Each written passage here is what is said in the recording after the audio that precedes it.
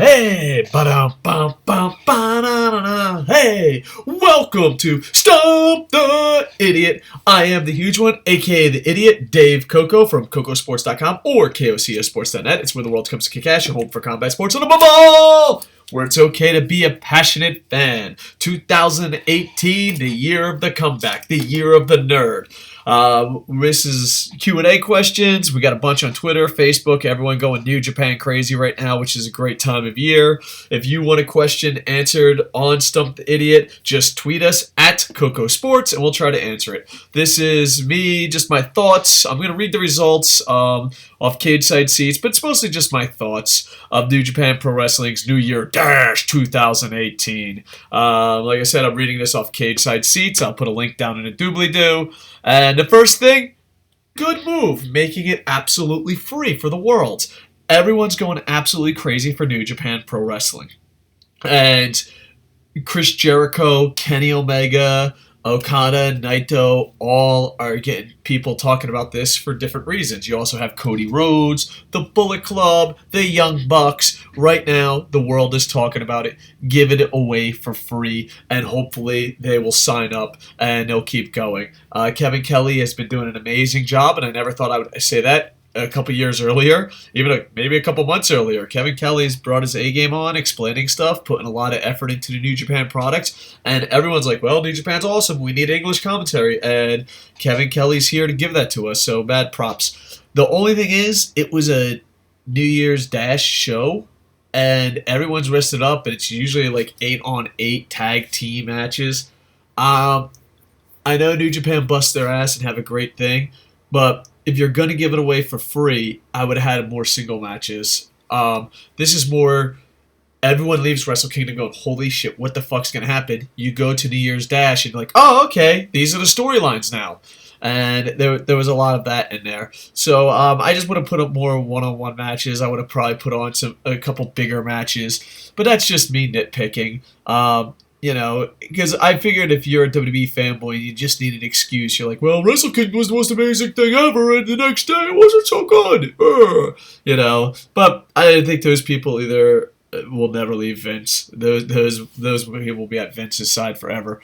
But I enjoyed it for what it was, and I really enjoyed it. I'm going to read the results and then just give my thoughts and feelings on different stuff. Nakanishi, I can't pronounce that, TenCozy, Kojima, Tenzan, Nagata over basically a bunch of young lions. I enjoyed this match. It was really stiff, and it got the show off on a good start. You got Suzuki-gun over basically the legends. You had Tiger Mask, Liger, Maccabi, Henare, and Kawato. Basically, Suzuki-gun wins. And Suzuki-gun is trying to rebuild after their leader had to shave their head, and they're trying to become the badasses again. And Kevin Kelly did a good job putting that over. He even did a good job of putting it over. Yeah, I don't know. I used to hate Kevin Kelly, and I even hated when he first came to New Japan because I thought he was just not taking it seriously for a reason to plug Ring of Honor. But he's really grown on me, and he helped rebuild Suzuki-gun. For some reason, the Japanese audience loves and respects Suzuki-gun, but the overseas audience doesn't see what the Japanese fans see. So hopefully that will change in the future. You have your one-on-one match, which I thought was a great match. You got Switchblade Jay White and Kitamura, who's about to head over on his excursion. I can't wait to see what happens to that kid. Yeah, and he wins with a Blade Runner. I enjoyed this match. I just didn't know. I'm not really that high on Jay White, and I don't think he. Like I said, I think he was a rookie quarterback starting the Super Bowl and threw 4 interceptions.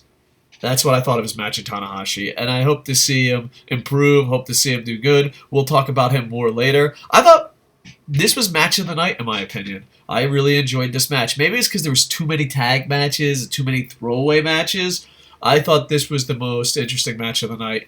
Then you have the Elite, Kenny Omega, Matt Jackson, and Nick Jackson, the Young Bucks, over Cheeseburger and Roppongi 3K. And it was entertaining. I enjoyed this match a lot. But come on, who didn't think Cheeseburger was taking the pin on this? A lot of these matches were predictable, and also predictable who was getting the pin. You're like, all right, this team's going to win, and this poor bastard's taking the pin. But it was mostly for storylines and building it up, and they did bust their ass in probably the event of the year. Well, it's Wrestle Kingdom. I know it's only 4 days in, but let's be honest. If you're a true pro wrestling fan, you compare every event and every match to Wrestle Kingdom going on. I always feel like I call it the event of the year because what happens is Wrestle Kingdom goes out there, if they put on a great event, and then you are just like, all right, let's see if you got, let's see, 361 more days to beat that, motherfuckers. Go ahead. Let's see you do it. Well, let's see you do it. And maybe this year it will be different, but every year it seems to be that way. Yeah, so Cheeseburger takes the pin, of course. And then you got Bullet Club, Chase Owens, Cody Rhodes, Leo Tunga, Marty Scurll, and Takahashi over Taguchi, Japan. And it was kind of entertaining, so I enjoyed it. That's the post-match, though. This is the big thing. Cody attacks Ibushi and Bullet Club, and then Omega makes the save. And that's what we're looking at. And we are building up. I thought the booking of Bullet Club at this New Year's Dash was the best booking of Bullet Club in a really long time. I thought Gato booked Bullet Club the way I wish he booked them a year earlier and a year earlier than that. I like the fact that there's Cody Rhodes, who's the leader, who's not the leader. Kenny Omega, still, former tag team partners with Ibushi, coming to his save. Ibushi joining Bullet Club? Ibushi joining the Elite? A breakup? So many questions, but in an exciting way. You know what I mean? So, to me, I enjoyed this a lot, and there was drama. And the last couple of years, because, WWE comes to stealing Bullet Club members, it's usually a new leader is instant. But now it's like, oh, there's tension. Who is the leader? Who isn't the leader? And you know what? Kenny Omega just needs a dump truck of yen. Just pay him everything. Ever since he took over the leader of Bullet Club, he's expanded North America. No, that's not fair. The foreign market. And not all that, but he's made Bullet Club interesting. It's just, give that guy all the money. Just give it to him all. So there you go. And he just talks about Bullet Club's sick of his infighting, And so he invites, I think this is where it comes down. He invites Jay White out, and he's like, we're tired of the infighting. We're going to let Jay White be a part of it. And I was like, me being an old school Bullet Club fan when there was 3, me being an old school New Japan fan, I'm like, of course he's going to join. He's white. And Jay White did what Kenny Omega should have done.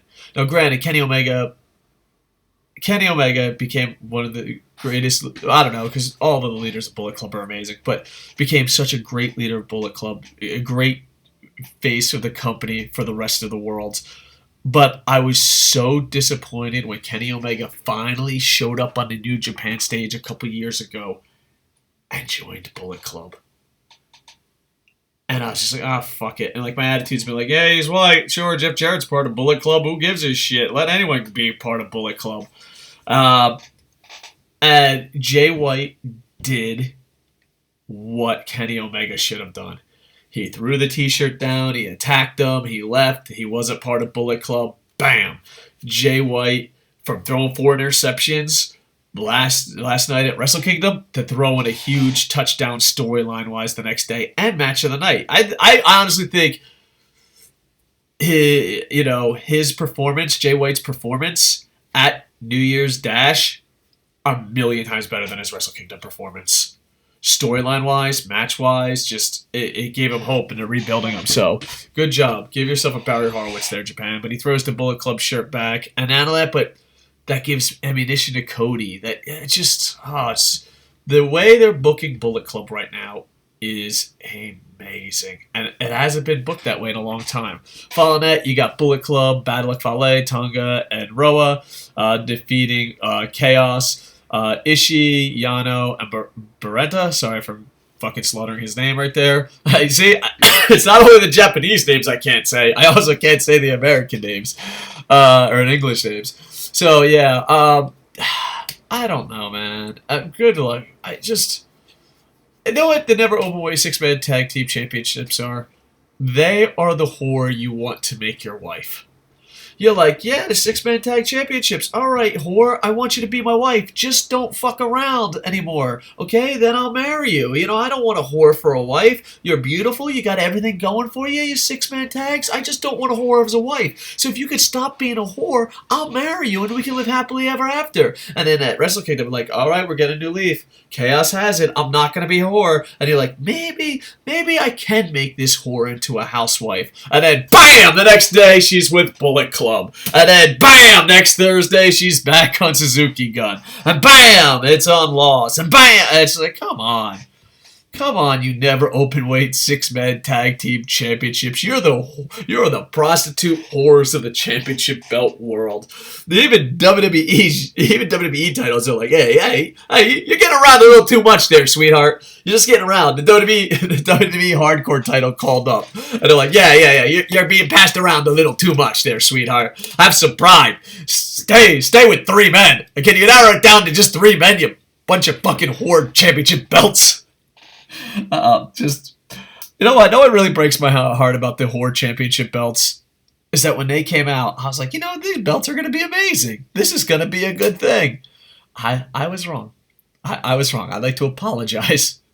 Well, the never openweight 6-man tag team championships have taught us one thing. You can't make a whore into the person you truly love, because she's just going to bounce around. I don't know what the fuck I'm talking about. Moving on. Suzuki-gun, David Boy Smith, Lance Archer, Suzuki, and Zack Sabre Jr. went over Tanahashi, Elgin, and War Machine by pinfall killer bomb from KES on Hansen. And that's all great. It was a really entertaining match. It was enjoyable. Had a lot of star power. But the big thing is, post-match, Suzuki continues to take out his frustration on Tanahashi's knee, and basically Suzuki-gun is rebuilding themselves. And now you have Suzuki versus Tanahashi, the build, and I think that's going to be fucking amazing. Yeah, so this is more of a rebuilding storyline shock type thing, so I'm really excited about it. Alright, so here we go. Next, the main event, you got Los Ingobernables. I can't say that. Los de Japan, Bushi, Evil, and Takahashi, and Sanada, and Naito over Chaos, Geto, Goto, Okada, Will Ospreay, Yoshihashi. It was a pinfall Destino from Naito on Yoshihashi. And after the match, Loss keeps beating the shit out of him. They party. Naito cuts a promo where he's just like, I lost, but there's no excuses, blah, blah, blah, blah. And he just stays out there and parties. And Loss, okay, first off, they leave and they just head towards the back, but they really don't go towards the back. And, Naito's out there still partying, having a good time. And then the shock of the fucking night, Chris Jericho attacks. And it's so amazing because, you know what? A lot of people might have been mad that Okada won, but the storytelling has been absolutely on point. And Chris Jericho and Naito have been arguing about who's the real main event, and here comes Chris Jericho. We don't know if it's a one-time deal. We don't know if he's coming back, and bam! He attacks Naito. And they go at it. It was super exciting, super pumped up, gave everyone hope that this year is going to be another amazing year from New Japan. And the only negative is, seriously, LIG, Loss, really? You're the shittiest fucking friends ever. At least stay in the back. They go towards the back. Jericho's beating the shit out of Naito.